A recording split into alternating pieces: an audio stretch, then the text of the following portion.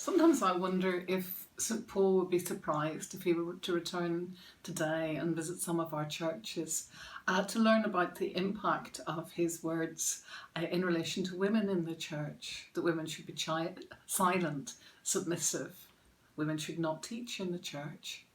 Because I wonder if those words were really meant to take account of certain specific circumstances, or did they apply absolutely generally?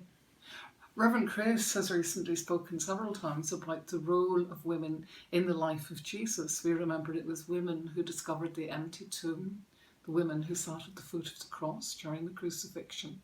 And of course, there were many women who were followers of Jesus and who may even have been described as his apostles, so even if they're not considered among the 12 men.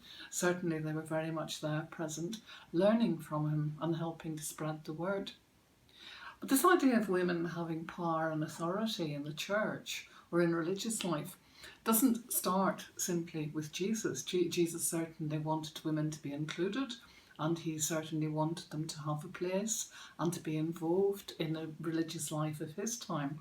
We might go right back to even to Genesis and to the role of Sarah, who is often acknowledged as a prophetess, or to Miriam, the older sister of Moses and Aaron, who's the first, I think, to be actually described as a prophetess in the Bible, and who clearly had a strong role of leadership, even back in the time of Exodus.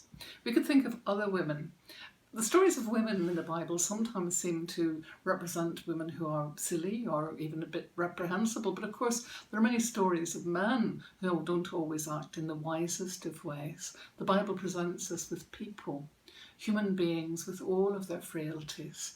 Nonetheless, even though they are frail and flawed, God works through them, God calls them, God uses them and uses their lives in a variety of ways, men and women both.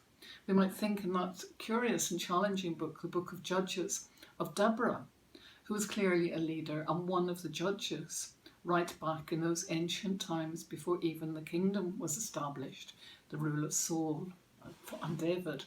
Even before them, we find women in positions of power, as represented by Deborah. And we can find many other examples of this. We can continue this tradition of prophetesses right through into the New Testament. Right at the beginning of Jesus' life, he's brought into the temple. And there we know that he's greeted by Simeon, but he's also greeted by Anna. And we're told that Anna spoke to all those who were assembled there around the infant Jesus. So she is most certainly speaking. Paul himself refers to several women. We can think of Lydia and her church, established for her household. And Paul makes reference to other women too, who are obviously active and obviously occupying roles of leadership.